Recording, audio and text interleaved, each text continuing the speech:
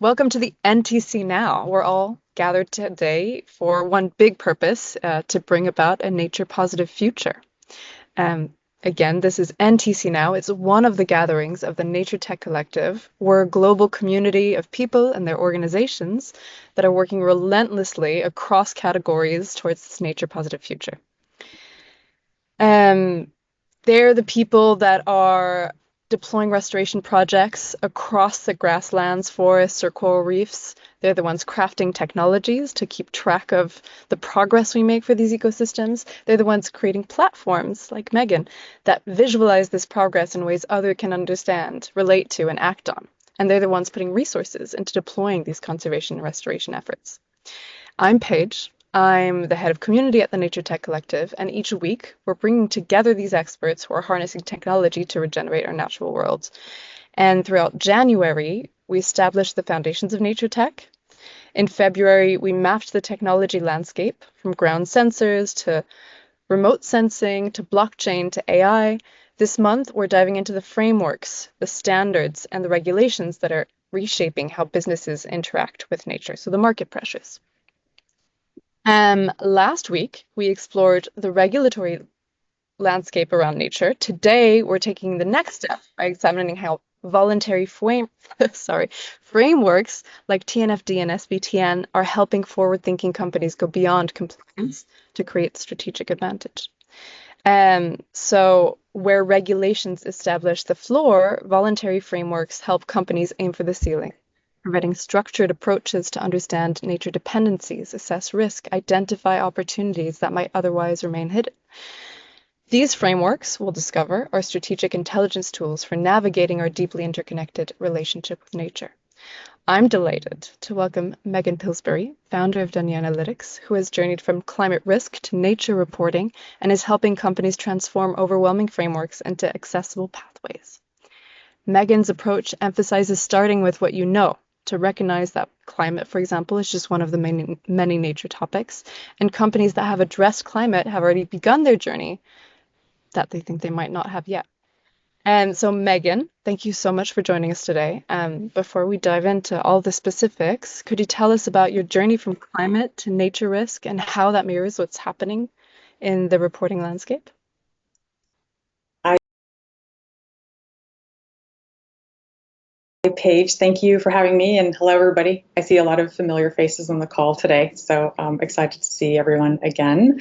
I'm the founder and CEO of Dunya Analytics, and we've developed a SaaS platform that makes it much easier for companies to measure financial risk associated with biodiversity and nature loss, in line with TNFD, but as we'll talk about today, very much aligned with many of the other frameworks and regulations and standards that are part of the ecosystem. How I got into this space, I've been a founder before in a completely unrelated industry. I have a very non-linear background in high tech and financial services and startups. And I started out as an electrical engineer, and it all came together a few years ago when I joined a climate risk analytics startup called the Climate Service. I built the business development team for that organization, and a year later we got acquired by S&P Global. So now S&P Global has that functionality. But what that organization did well was translate risks into financial terms. And when you can get companies, when you can help them speak their own language on thinking about how to address nature risks and opportunities, getting those financials is really very powerful.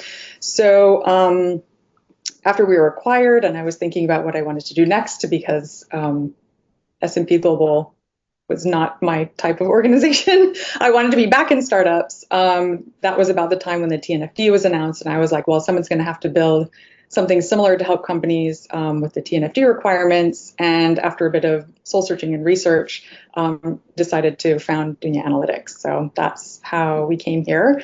And then, Paige, exactly to your point, like I would say the hard stuff for most companies is done, like setting up the governance, setting up the teams, the ESG teams and the sustainability teams, and starting to think about how to integrate those into the company.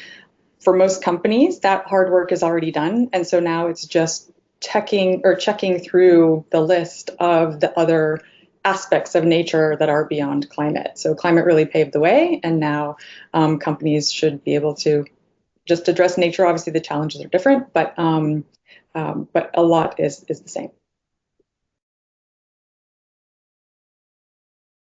Yeah, great question.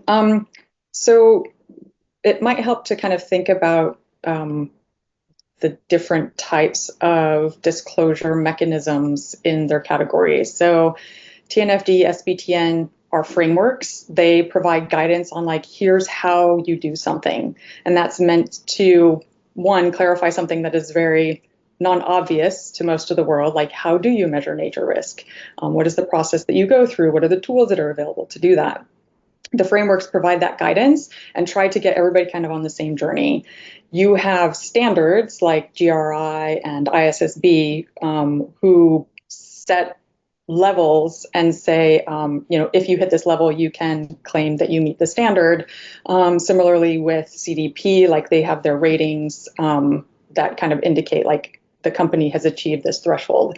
So that's the standards piece. And then you have the regulations, which are legal obligations for companies to meet disclosure requirements. That's like the CSRD, and there's a couple of acronyms that I'm not going to remember coming out of China and Japan as well. But the frameworks, and I'll talk specifically about TNFD, help companies to meet the regulatory requirements on the regulatory side. So you can think about like aligning to frameworks, meeting standards, and complying with regulations. That's like how to differentiate those. The TNFD is ginormous and very overwhelming, and part of what makes nature disclosures intimidating for companies. And part of the reason why it is like that is one, because nature is everything but climate and is very complex inherently, and we're at the beginning of this journey. But to its credit, TNFD did a really good job of learning from like the TCFD journey and what we did in the climate framework standards, regs, experience, and said, we need to be more coherent. And so they did a really good job consulting with all of these industry organizations and engaging them.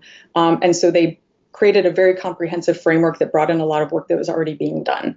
I think it will take a little bit of time for TNFD to kind of harmonize that, and they're doing, a good job of that, going through sector guidances and that kind of stuff. But what it means is two things. One, if you follow the TNFD process, you will likely be able to meet most of the other disclosure requirements and standards and regulations and stuff like that.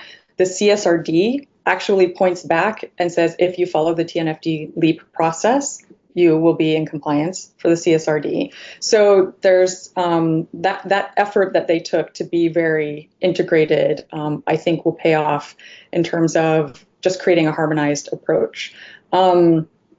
Now the next step is like, how do we boil it down to something that's comparable and manageable?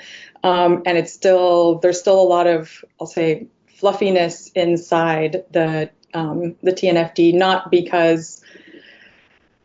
on purpose. It's just that like we as an industry, as an economy, need to kind of collectively learn, how do you do this? Like, let's practice, let's go on this journey, and then start to hone in on we're not going to have a metric, right? We're going to have a set of metrics of nature. So like, what are the set of metrics that investors look at to compare companies? Like, what is best practice for measuring those? Right now, like there's some tools and guidance where people are leaning, but there is not like a clear-cut way. And again, it may be different by industry. So it's written to learn and explore, and hopefully over time, we'll start to converge on things that are like much punchier, easier. Tools like ours will make it just super straightforward so that every company can just start to integrate nature into how they do their own like risk and financial measurements. Okay. And so I'm going to confess, I don't know that much about the origin of the TNFD other than my own experience with them. Yes. Dig into that. So in early 2022 was when they published the first draft. or maybe that was when they announced they were going to do it. But like as it's named, the Task Force for Nature-Related Financial Disclosures very closely mirrors the Task Force for Climate-Related Financial Disclosures. It is a separate organization. Like TCFD was created by Bloomberg. It was an industry-led effort. I believe the TNFD also is an industry-led effort, but the TNFD took the playbook from TCFD and said they already established this like governance framework, this approach. Instead of inventing a new one, let's just follow that, because again, like then it helps companies stay on the journey that they're on and they don't have to create an additional journey. So again, TNFD has been very aligned to that. When you then you have on the target setting side, so there's the Science-Based Targets Initiative, which provides guidance for how to set and report on climate-related targets. The SBTN, the Science-Based Targets Network, provides guidance for how to set targets related to nature. And I think they've got like 4 sets of guidance on land, freshwater, ocean, and biodiversity. And again, like if you read through the guidances of both the TNFD and the SBTN, they point to each other. So they're like, for this step, refer to that, and these guys for this step refer to that. And then they have a bit of overlap, but you can kind of think of like the SBTN has like a light TNFD, and then it extends beyond like, okay, you did your reporting. TNFD is about understanding your business, like understand your business, see where it is, disclose, and then the target setting, the SBTN component goes beyond that to say, and what are you going to do about it? Here's how you set a target around biodiversity or oceans. So it's like the next step in the journey, but they're not like discrete steps. They're kind of like overlapped and well aligned. So if I guide people, start with the TNFD, start with the TNFD LEAP process, and then as you get to know the space better, you can bring in the other frameworks selectively, and then evolve onto target setting, etc. We have got the question a few times of, can you point us to like the getting started document for nature? And we did a research and there wasn't really a good getting started document. So it's just getting the final touches at the designer, but we're publishing a getting started document that is kind of the step-by-step, like what's the frame of mind that you have to go into this? What resources can you call on that you already have?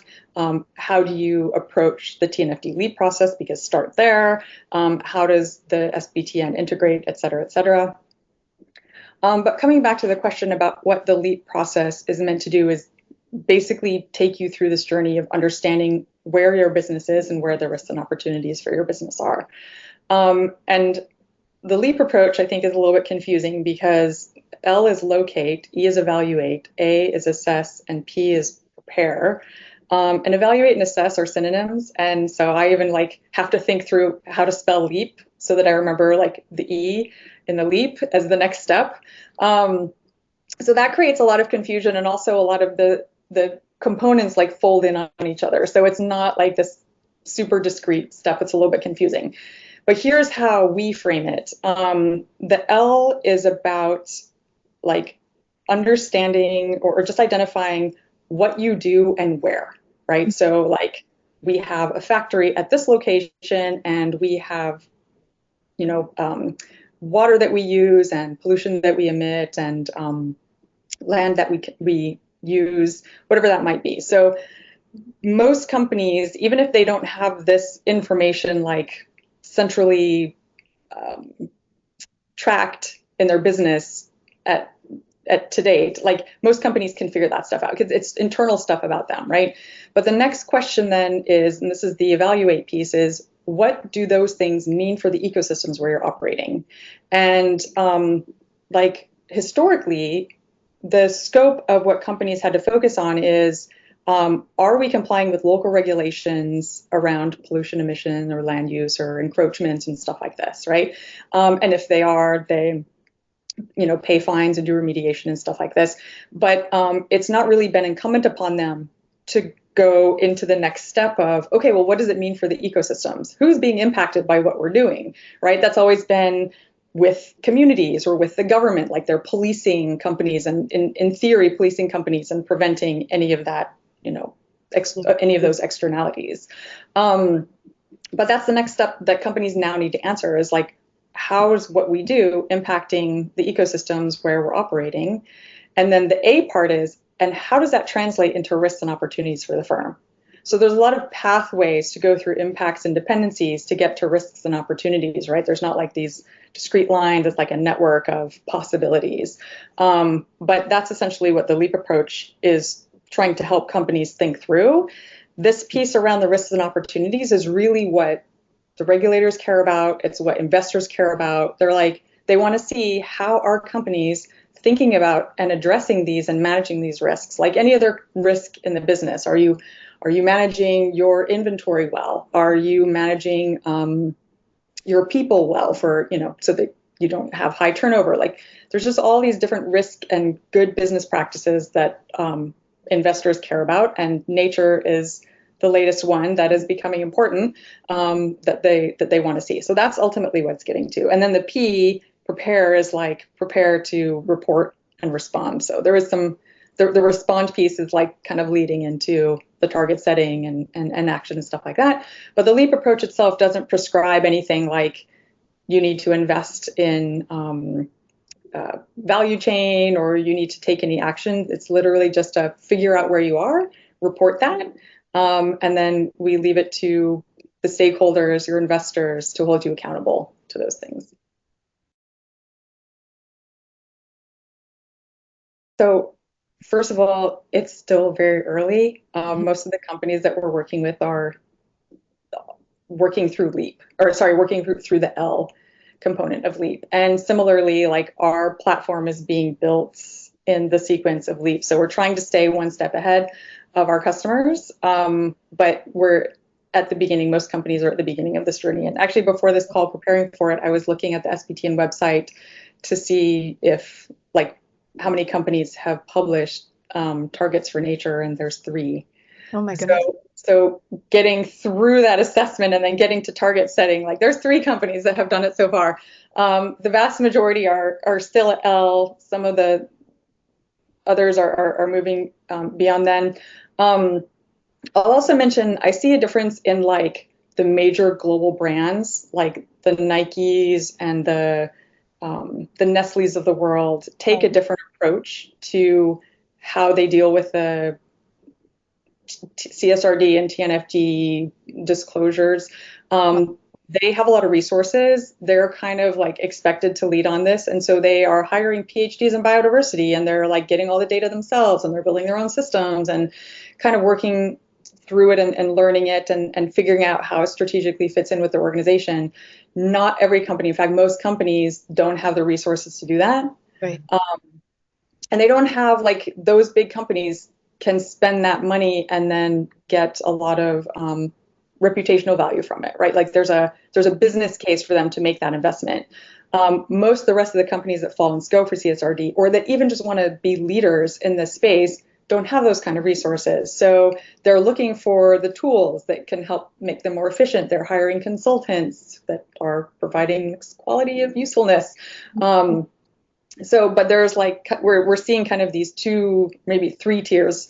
And then the third tier is companies that are like, we're just going to wait and kind of for the industry to mature. Yeah. Which is we'll sign up for something and we'll meet disclosure requirement. Yeah. Yeah, exactly. Yeah. But there's and a lot. How many TNFD adopters are there so far? I think there's more than 500 Okay. adopters of TNFD now, which is a lot. Yeah. At this At stage. the end of the year. Yeah. Yeah. And I mean, maybe they were maybe they adopted before the CSRD regulation omnibus proposal got published. Yeah.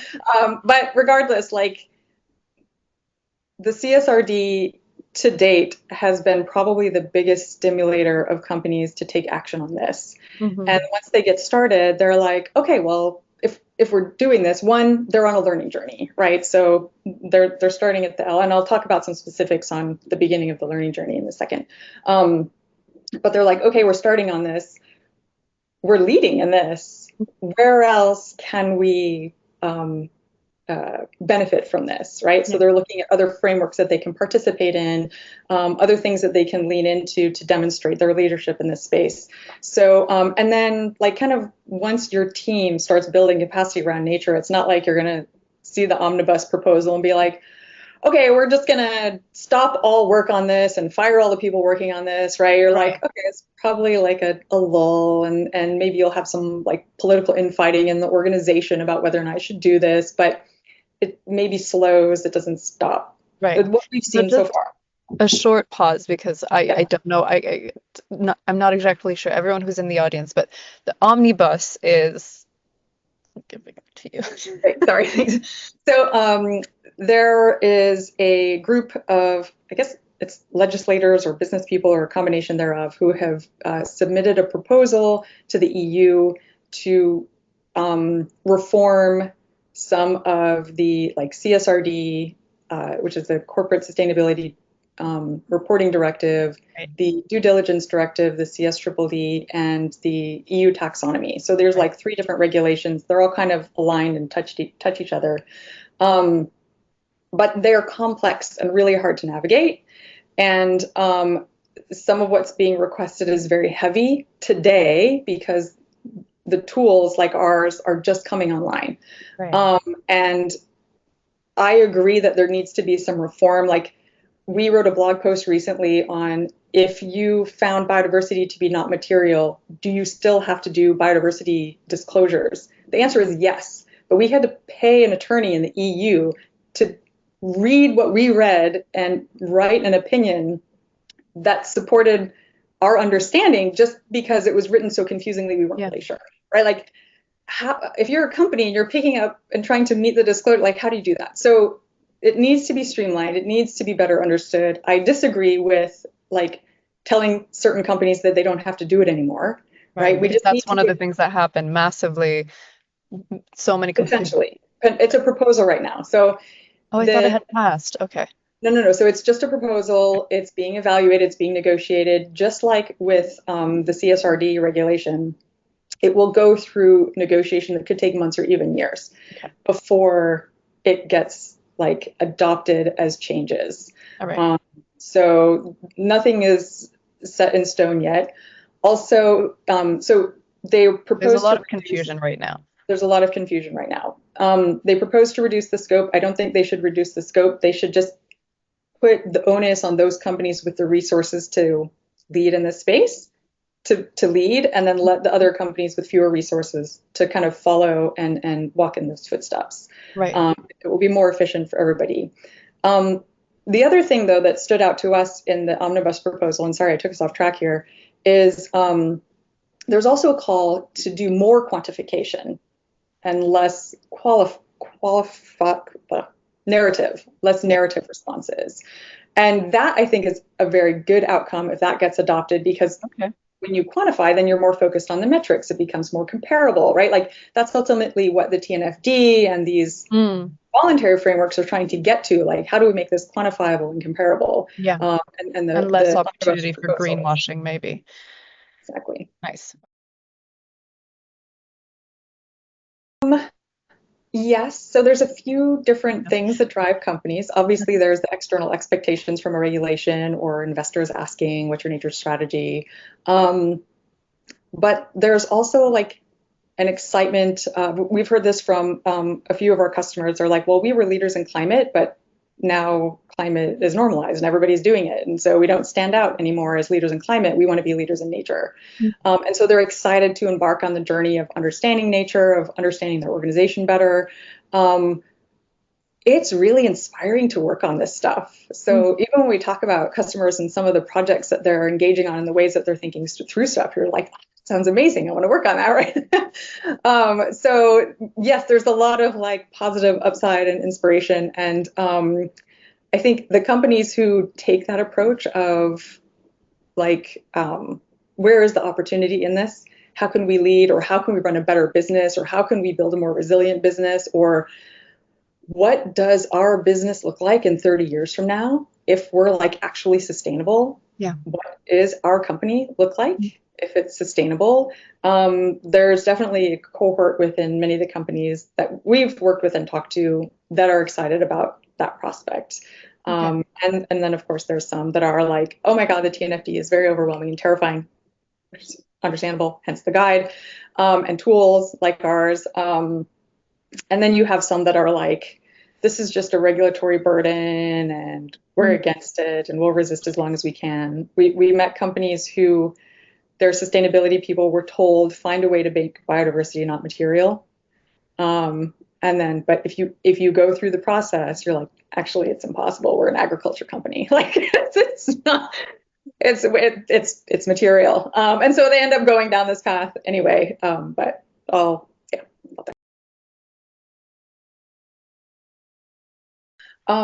So our platform, it basically allows companies to upload the data that they know about their business, and then we bring in like the tools and data sets that help them do the analysis to get through the LEAP process. So they provide location and industrial activity type, and in the first part of the L, immediately they understand if they're operating in an area important for biodiversity, important for water stress, and important for Indigenous peoples and local communities.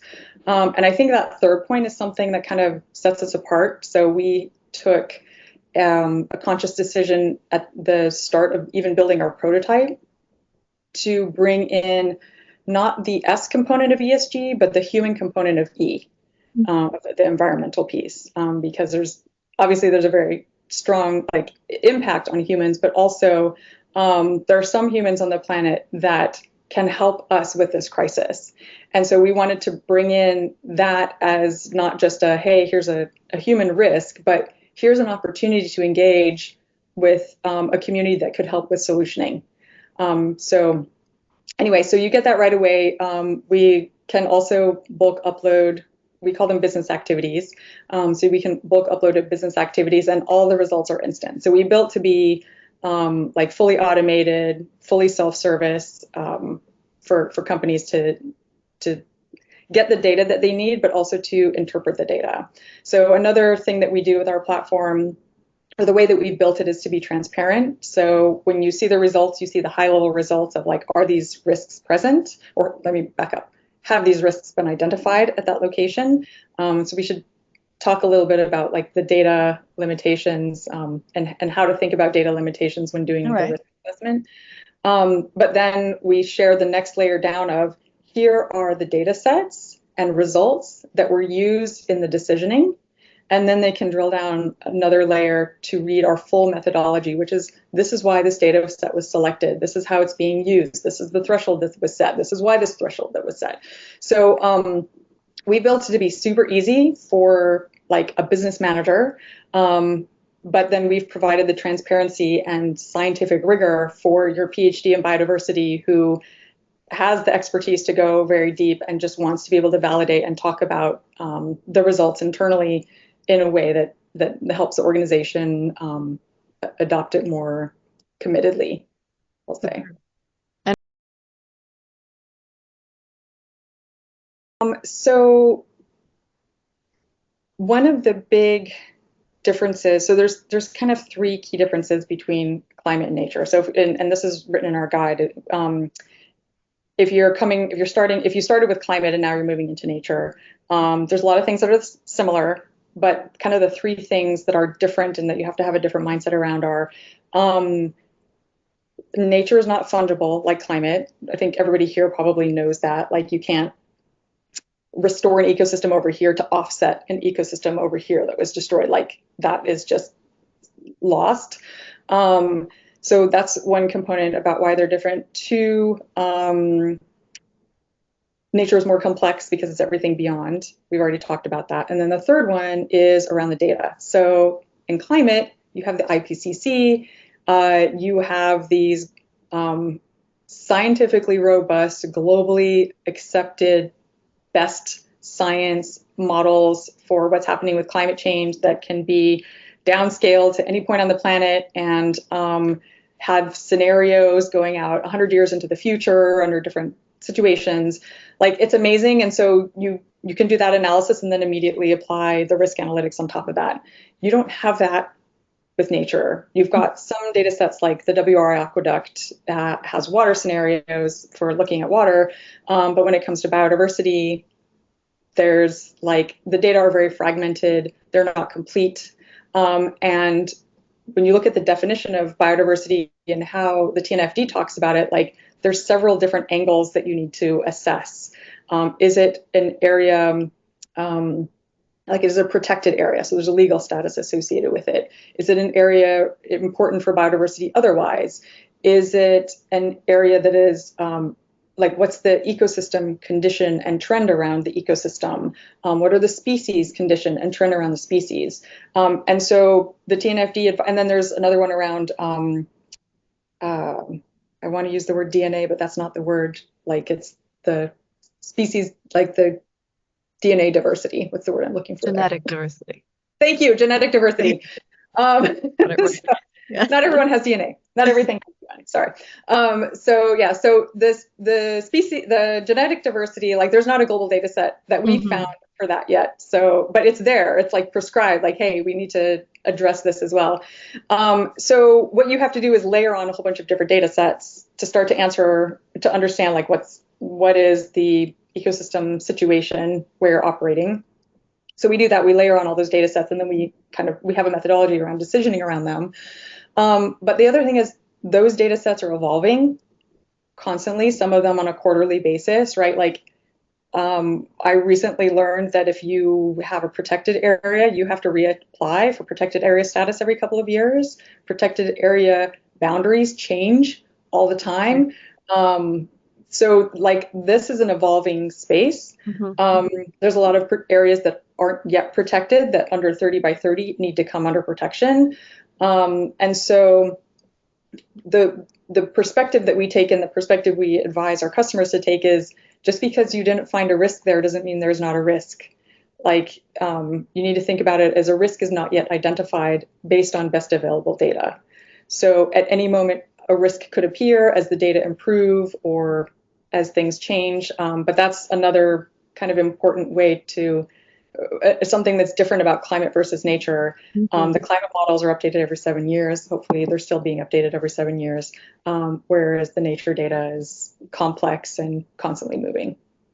Right. And so it's a continuous process of reevaluating every year. Well, our platform just integrates the updates as they come. Always. So yeah, we don't yet have a notification of like, oh, new risk appeared, but we're working on it.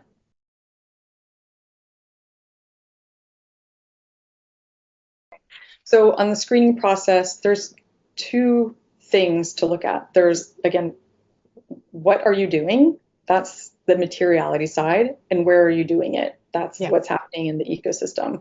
And where those come together helps to point companies to where the priorities lie. So, for example, if you want to set a water target or do water reduction in your organization, the natural inclination is to look at where are you consuming the most water. But your biggest water consuming site may not be the biggest risk site. So you need to look at where is our water consumption, no matter how big it is, where is it problematic in terms of water stress is increasing and we're competing for that water with communities or ecosystems. Yeah. And so by looking at that overlap of the material, and again, the TNFD talks about this, and the CSRD in its way talks about this, like you need to understand your materiality, you need to understand your locations, and you need to prioritize where the materiality is having an impact at those special locations. And again, our platform does that instantly at a screening level. What we're currently working on and building out is more on the how can we bring in specific ecosystem pressure data from our users to hone in on like just a more high resolution prioritization and quantification of those. But yeah, that's kind of how the screening works. It answers questions of where is our land use or land conversion the biggest deal? Where is our water use the biggest deal? Where are pollution emissions the biggest deal? Because that's where they should focus first. And when you're talking about like understanding their business and investing to evolve your business to become more sustainable, you should be focusing on the biggest stuff first. And historically, companies have either focused on whatever's obvious, or they got criticized for, or just whatever makes a nice, punchy, marketing soundbite. But what we need to shift people to is like, where is it going to make an impact or de-risk the most?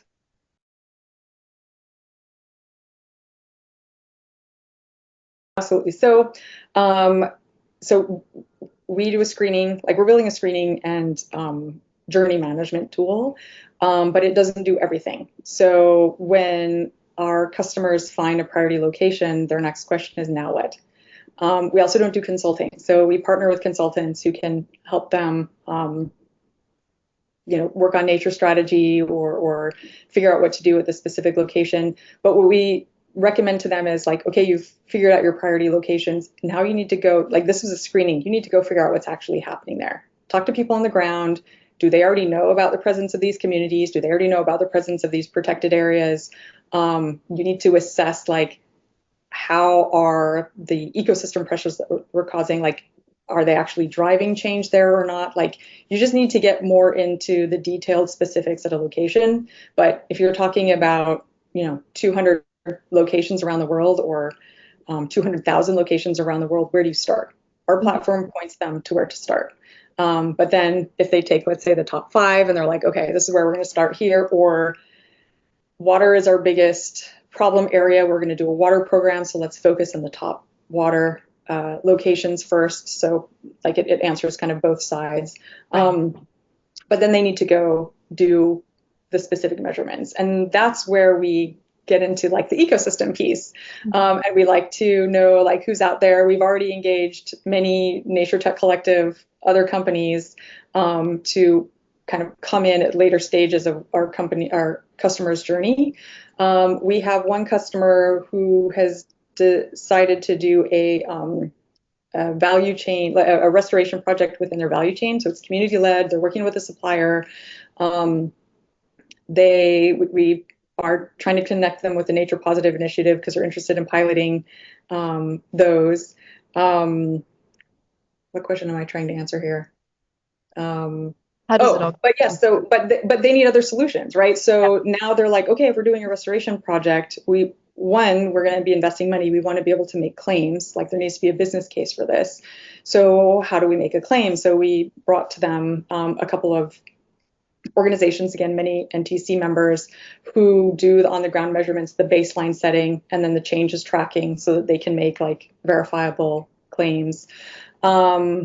There's the consulting piece which I mentioned. So there's actually like companies want like one solution that will help them through the whole journey.